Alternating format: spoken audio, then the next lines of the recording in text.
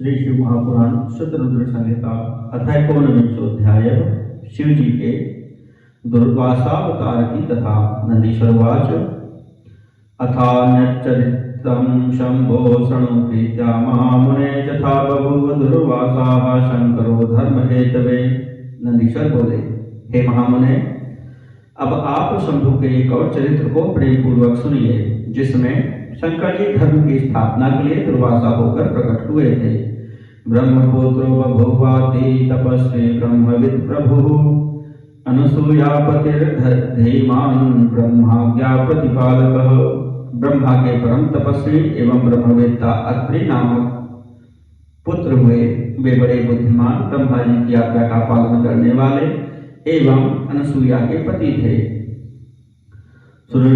सुनिर्देशाद ब्रह्मणो हि स स्त्री कह पुत्र कामया सत्रक्ष कुलनामानं नयौ च तपसे गिरिं।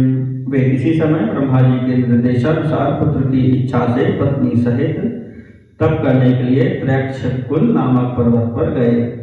प्राणायाम्य विधिवन् निर्विंध्या तटिनी तटे तपश्चचार सुमहद अद्वंदोब्द शतम मुनि। उन मुनि ने निर्विंध्या नदी के तट पर अपने प्राणों को रोककर निर्द्वंद हो 100 वर्ष पर्यंत विधि पूर्वक महाघोर तप किया। या एक ईश्वर कश्चिद विकारी महाप्रभु समय पुत्र वरम दद्यादिति निश्चित मानसः। उन्होंने अपने मन में निश्चय किया कि जो एकमात्र अविकारी अनिर्वचनीय महाप्रभु ईश्वर हैं, वे मुझे श्रेष्ठ पुत्र प्रदान करेंगे। बहुकालो व्यतीयाय तस्मिन् तपति सत्तपः आविर्बभूव तस्मात् शुचिर्ज्वाला महीयसी। इस प्रकार उत्कृष्ट तप में प्रवृत्त हुए उन महर्षि का बहुत समय व्यतीत हो गया। तब उनके शरीर से अत्यंत पवित्र एवं बहुत बड़ी अग्निज्वाला प्रकट हुई। तया सन्निखिलालोकादग्धप्राया मुनीश्वराः तथा सुरर्थयः सर्वे पीडिता वासवादयः। उस ज्वाला से संपूर्ण लोक प्रायः जलने लगा और इंद्रादि सभी देवता, श्रेष्ठ मुनिगण तथा समस्त सुरर्षिगण भी पीड़ित हो उठे। अथ सर्वे वासवाद्यासुराश्च मुनयो मुने ब्रह्मस्थानं ययो शीघ्रं तज्ज्वालाति प्रपीडिताः। हे मुने, इसके बाद इंद्रादि सभी देवता एवं मुनिगण उस ज्वाला से अति पीड़ित होकर शीघ्र ही ब्रह्मलोक गए। नत्वा नुत्वा विधिं देवाः तत्स्वदुःखं न्यवेदयन् ब्रह्मा सहसुरैस्तात विष्णुलोकं ययावरम्। हे तात, देवताओं ने नमस्कार एवं स्तुति कर ब्रह्मदेव के समक्ष अपना दुख प्रकट किया। तब ब्रह्मा जी उन देवताओं को लेकर शीघ्रता से विष्णुलोक को गए। तत्र गत्वा रमानाथं नत्वा नुत्वा विधिसुरैः स्वदुःखं तत्समाचख्यो विष्णवेनन्तकं मुने। हे मुने, वहां देवताओं के साथ जाकर लक्ष्मीपति को नमस्कार करके तथा उनकी स्तुति कर अनंत भगवान विष्णु जी से ब्रह्मा जी ने दुख निवेदन किया। विष्णु शिविना देव रुद्रस्थानं ययौ दुतं हरं प्रणम्य तत्रैत्य तुष्टावो परमेश्वरम्। तदनंतर भगवान विष्णु भी ब्रह्मा एवं देवताओं को लेकर शीघ्र रुद्रलोक गए और वहां पहुंचकर परमेश्वर शिव जी को प्रणाम करके उनकी स्तुति की। स्तुत्वा बहुतया विष्णु स्वदुःखं च न्यवेदयत् सर्वं ज्वालासमुद्भूतं नेत्रेश्च तपसः परम्। बहुत स्तुति करने के बाद भगवान विष्णु ने शिव जी से अपना सारा दुख निवेदन किया कि अत्रि के तप से एक ज्वाला उत्पन्न हुई है। अथ तत्र समेतास्तु ब्रह्म विष्णु महेश्वराः मुने सम्मन्त्रयान् चक्रुर्न्योन्यं जगतां हितम्। हे मुने, तदुपरांत उस स्थान पर एकत्रित हुए ब्रह्मा विष्णु एवं महेश्वर ने मिलकर संसार के हित साधन के लिए आपस में मंत्रणा की। तदा ब्रह्मादयो देवास्त्रयस्थे वरदर्शभाः जग्मुस्तदाश्रमं शीघ्रं वरं दातुं तदर्शये। इसके बाद ब्रह्मादि वरद श्रेष्ठ वे तीनों देवता उन मुनि को वर देने के लिए शीघ्र ही उनके आश्रम पर पहुंचे। स्वचिन्ह चिन्ह चिह्नेतांस्तांस दृष्ट्वा त्रैर्मुनिसत्तमः प्रणनाम चतुष्टाव वाग्भीष्टाभिरादरात्। अपने अपने हंसादी वाहनों के चिन्हों से चिन्हित उन देवगणों को देखकर मुनिश्रेष्ठ अत्रि ने उन्हें प्रणाम किया और प्रियवाणी से आदरपूर्वक उनकी स्तुति की। ततः स विस्मितो विप्रस्तानुवाच कृतांजलिः ब्रह्मपुत्रो विनीतात्मा ब्रह्म विष्णु हराभिधान। तत्पश्चात हाथ जोड़े हुए वे विनीतात्मा ब्रह्मपुत्र अत्रि उन ब्रह्मा विष्णु तथा शिव से विस्मित होकर कहने लगे। अत्रि उवाच हे ब्रह्मन् हे हरे रुद्र पूज्या स्त्री जगतां मताः प्रभुवश्चेश्वरा सृष्टि रक्षा संहार कारकाः। अत्रि बोले, हे ब्रह्मन्, हे विष्णु, हे शिव, आप सब तीनों लोकों के पूज्य प्रभु ईश्वर की और उत्पत्ति स्थिति तथा प्रलय करने वाले माने गए हैं। एक एव मया ध्यात ईश्वरः पुत्र हेतवे यः कश्चिदीश्वरः ख्यातो जगतां स्वस्त्रिया सह योऽयं त्रयस्सुराः कस्मादागता वरदर्शभाः। एतन्मे संशयं चेत्वा ततो दत्तेप्सितं वरम्। मैंने तो सपत्नी तपोनिरत होकर पुत्र की कामना से केवल एकमात्र जो इस सारे जगत के ईश्वर हैं उन्हीं का ध्यान किया था, किंतु वरदाताओं में श्रेष्ठ आप तीनों देवता यहाँ कैसे उपस्थित हुए हैं? मेरे इस संशय को दूर कर मुझे अभीष्ट वर दीजिए। इति श्रुत्वा वशस्तस्य प्रत्युचुस्ते सुरास्त्रयः याद्रकृतस्ते संकल्पस्तथैवा भून् मुनीश्वर वयं त्रयो भवेशानाः समाना वरदर्शभाः असमन्दंश भवास्तस्माद् भविष्यन्ति सुरा सुतास्त्रयः विदिता भुवने सर्वे पित्रो कीर्तिविवर्धनाः। इत्युक्त्वा ते त्रयो देवाः स्वधामानीययुर्मुदा। उनकी यह बात सुनकर उन तीनों देवताओं ने कहा, हे मुनिराज, जैसा आपने संकल्प किया था वैसा ही हुआ है। हम ब्रह्मा विष्णु एवं महेश तीनों ही समान रूप से जगत के ईश्वर हैं, इसलिए वर देने के लिए उपस्थित हुए हैं। अतः हम लोगों के अंश से आपके 3 पुत्र उत्पन्न होंगे। वे सभी जगत में प्रसिद्ध होकर माता एवं पिता की कीर्ति को बढ़ाने वाले होंगे। ऐसा कहकर वे तीनों देवता प्रसन्न हो अपने अपने धाम को चले गए। वरम लब्ध्वा मुनिः सोऽथ जगाम स्वाश्रमं मुदा यतो वनसूयया प्रीतो ब्रह्मानंद प्रदो मुने। हे मुने, ब्रह्मानंद के प्रदाता अत्रि मुनि भी वर प्राप्त कर हर्षित हो अनुसूया के साथ प्रसन्नता पूर्वक अपने स्थान पर चले आए। अथ ब्रह्मा हरिशंभुर्वतेरुः स्त्रियां ततः पुत्ररूपः प्रसन्नास्ते नानालीला प्रकाशकाः विधेरंसाद् विधुर्यज्ञेन सूयायां मुनीश्वरात् आविर्बभूवो दधितः क्षिप्तो देवैः स एव हि। तब अनेक लीलाओं को करने वाले वे ब्रह्मा विष्णु एवं शिव प्रसन्न हो पुत्र रूप से अनुसूया के गर्भ से उत्पन्न हुए। समय पूर्ण होने पर मुनीश्वर के द्वारा अनुसूया से ब्रह्मा के अंश से चंद्रमा उत्पन्न हुए, किंतु देवताओं के द्वारा समुद्र में डाल देने के कारण वे पुनः समुद्र से उत्पन्न हुए। विष्णोरंशात् स्त्रियां तस्यामत्रेर्दत्तो विजायत संन्यास पद्धतिर्येन वर्धिता परमा मुने। हे मुने, विष्णु के अंश से अत्रि के द्वारा उन अंशुया से दत्तात्रेय उत्पन्न हुए, जिन्होंने सर्वोत्तम संन्यास पद्धति का संवर्धन किया। दुर्वासा मुनिशार्दूलः शिवांशान् मुनिसत्तं यज्ञेस्तस्यां स्त्रियामत्रेर्वरधर्म प्रवर्तकः भूत्वा रुद्रश्च दुर्वासा ब्रह्म तेज विवर्धनः चक्रे धर्म परीक्षां च बहूनां स दयापरः।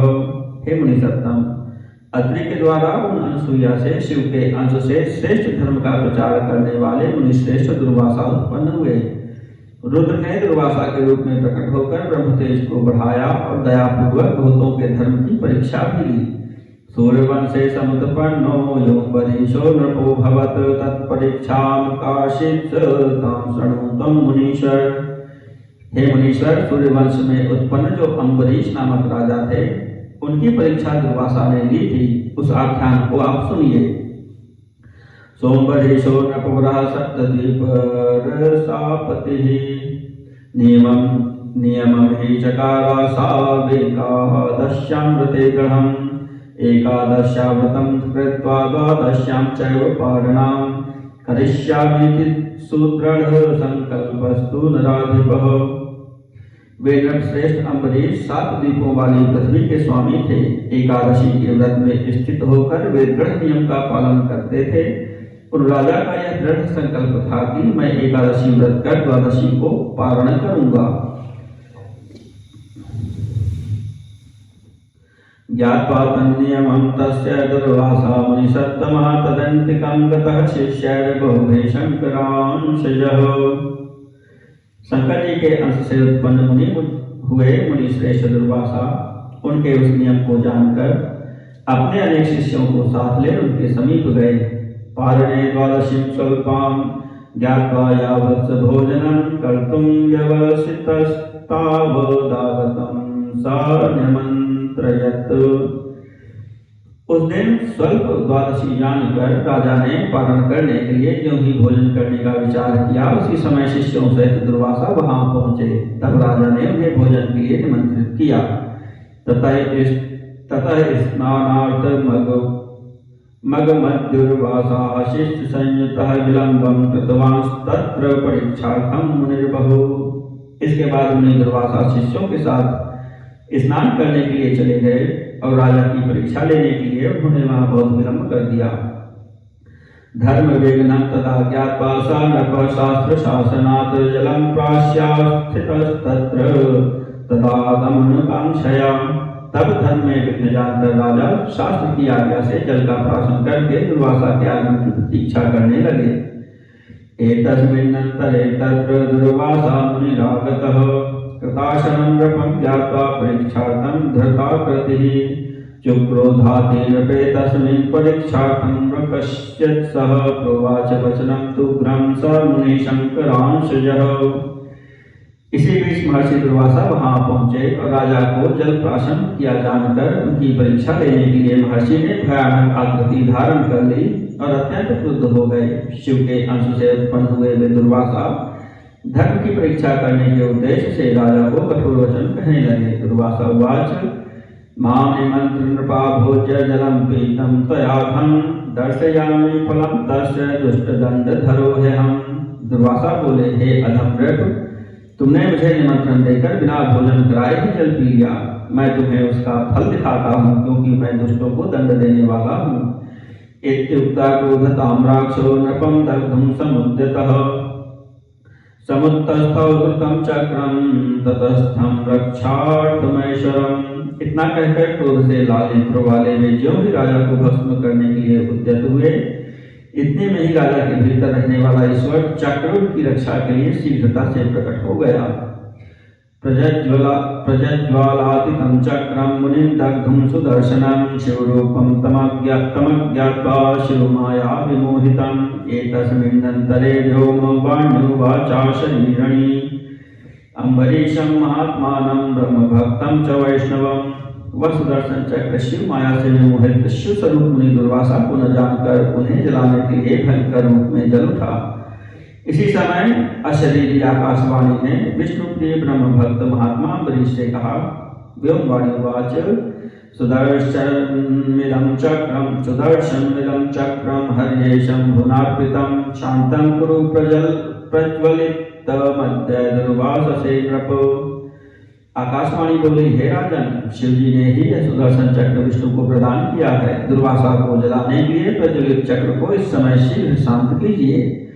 दुर्वासायां शिवः साक्षात् चक्रं हरेर्पितम् एवं साधारण मुनिं न जानीहि नृपोत्तम। तब धर्म परीक्षार्थमागतोऽयं मुनीश्वरः शरणं याहि तस्याशु भविष्यन्त्यन्यथालयः। ये दुर्वासा साक्षात शिव हैं। इन्होंने ही विष्णु को यह चक्र प्रदान किया है। हे नरश्रेष्ठ, इन्हें सामान्य मुनि मत समझिए। हे मुनीश्वर, आपके धर्म की परीक्षा के लिए आए हैं, अतः शीघ्र ही इनकी शरण में जाइए, नहीं तो प्रलय हो जाएगा। नंदीश्वरवाच इत्युक्त्वा च नभो वाणी विरराम मुनीश्वर अस्ताविसहरांशं तंबरीशोऽपि चादरात्।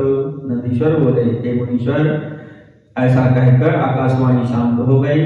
तब वे अम्बरीश भी शिव के अंश स्वरूप उन मुनि की स्तुति आदर से करने लगे। अम्बरीश उवाच, यद्यस्ति दत्तमिष्टं च स्वधर्मो वा स्वनुष्ठितः कुलं नो विप्रदैवं च चेद्धरेस्त्रं प्रशाम्यतु।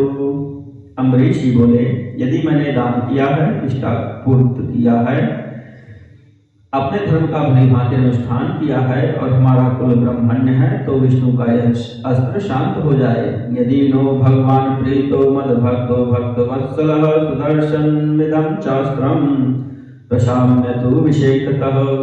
यदि मेरे द्वारा सेवित भक्त वत्सल भगवान मुझ पर प्रसन्न है, तो यह सुदर्शन चक्र विशेष रूप से शांत हो जाए। नंदीश्वर उवाच, इति स्तुवति रुद्राग्रे शैवं चक्रं सुदर्शनम् अशाम्यत सर्वथा ज्ञात्वा तं शिवांशं सुलब्धधीः। नंदीश्वर बोले, हे मुनीश्वर, इस प्रकार रुद्रांश भूत दुर्वासा के आगे अम्बरीश के स्तुति करने पर आकाशवाणी से प्रेरित बुद्धि वाला वह शैव सुदर्शन चक्र उन्हें शिवांश जानकर पूर्ण रूप से शांत हो गया।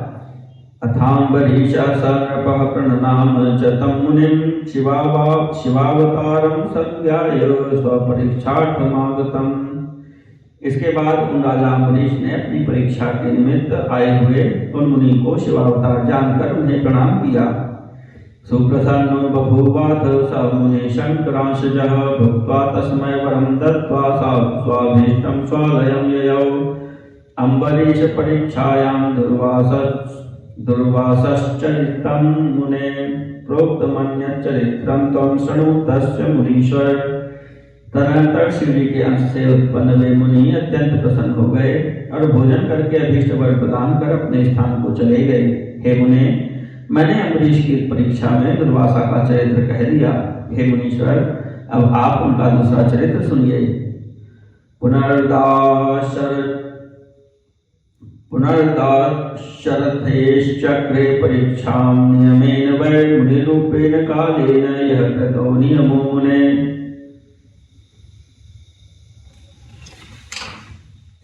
तदैव मुनिना तेन सौमित्रे प्रेषितो हठात् तं तत्याजतु तं रामो बन्धुं प्रणवोऽशान मुने।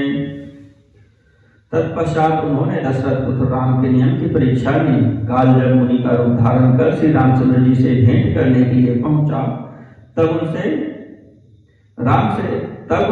उसने राम से एक अनुबंध किया और कहा, मैं आपसे कुछ बात कहूंगा, किंतु यदि इस समय कोई तीसरा पहुंचा तो वह आपका वध होगा। रामचंद्र जी ने तथास्तु कहकर लक्ष्मण को पहरे पर नियुक्त कर दिया और काल से एकांत में बातचीत करने लगे। इसी बीच वहां दुर्वासा पहुंचे। उन्होंने लक्ष्मण से कहा, मैं आवश्यक कार्य से रामचंद्र से मिलना चाहता हूँ। लक्ष्मण जी ने इधर राम की प्रतिज्ञा, उधर दुर्वासा का शाप, इस प्रकार दोनों ओर से असमंजस में पड़कर विचार किया कि ब्रह्म शाप से दग्ध होना अच्छा नहीं। अतः उन्होंने दुर्वासा के आने का समाचार श्री राम को दे दिया। हे मुने, इस प्रकार दुर्वासा के द्वारा हठपूर्वक भेजे जाने पर श्री राम ने अपनी प्रतिज्ञा के अनुसार तत्क्षण लक्ष्मण को त्याग दिया। सा कथा वृता लोके मुनिर्भिर्बहुधोदिता नातो में विस्तरात प्रोक्ता ज्ञाता यत् सर्वथा बुधैः। महर्षियों ने यह कथा बहुधा कही है, जिसके कारण यह लोक में प्रसिद्ध है, अतः इसे विस्तार से नहीं कहा, क्योंकि बुद्धिमान लोग तो इस कथा को जानते ही हैं। नियमं सुदृढ़ं दृष्ट्वा सुप्रसन्नो भवन मुनिः दुर्वासा सुप्रसन्नात्मा वरं तस्मै प्रदत्तवान्। मुनि दुर्वासा उनके इस अत्यंत दृढ़ नियम को देखकर संतुष्ट हुए और प्रसन्नचित्त हो उन्हें वर प्रदान किया। श्री कृष्ण नियमस्यापि परीक्षां स चकारः तां शृणु त्वं मुनिश्रेष्ठ कथयामि कथां च ताम्। ब्रह्म प्रार्थनया विष्णुर्वसुदेव सुतो भवत् धराभारावतारार्थं साधूनां रक्षणाय च। हे मुनिश्रेष्ठ, उन्होंने श्री कृष्ण के नियम की भी परीक्षा ली थी। मैं उस कथा को कह रहा हूँ, आप उसे सुनिए। ब्रह्मा जी की प्रार्थना से पृथ्वी का भार उतारने के लिए एवं साधुओं की रक्षा करने के लिए भगवान विष्णु वसुदेव के पुत्र रूप में अवतरित हुए। हत्वा दुष्टान् महापापान् ब्रह्मद्रोहकरान् हत्वा दुष्टान् महापापान् ब्रह्मद्रोहकरान् खलान् ररक्ष निखिलान् साधुन् ब्रह्मणान् कृष्ण नाम भाक। श्री कृष्ण नाम वाले विष्णु ने ब्रह्मद्रोही खलों, दुष्टों एवं महापापियों का संहार करके समस्त साधुओं एवं ब्राह्मणों की रक्षा की। ब्रह्म भक्तिं चकाराति स कृष्णो वसुदेवजः नित्यं हि भोजयामास सुरासान् ब्राह्मणान् बहून्। वे वसुदेव पुत्र श्री कृष्ण ब्राह्मणों के प्रति अत्यधिक भक्ति रखते थे और प्रतिदिन बहुत से ब्राह्मणों को सरस भोजन कराते थे। ब्रह्म भक्तोऽभिषेकेण कृष्णश्चेति तथामुदात् सनद्रष्टुकामः स मुनिः कृष्णान्तिकं गानमुने। श्री कृष्ण ब्राह्मणों के विशेष रूप से भक्त हैं।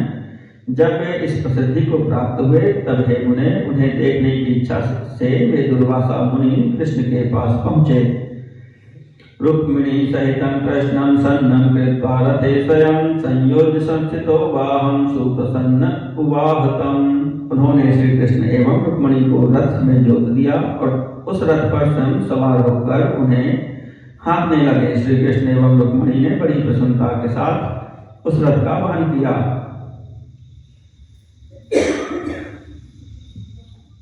मुनिरथात् समुत्तीर्य दृष्ट्वा तां दृढतां परां तस्मै भूत्वा सुप्रसन्नो वज्रांगत्वं ददौ।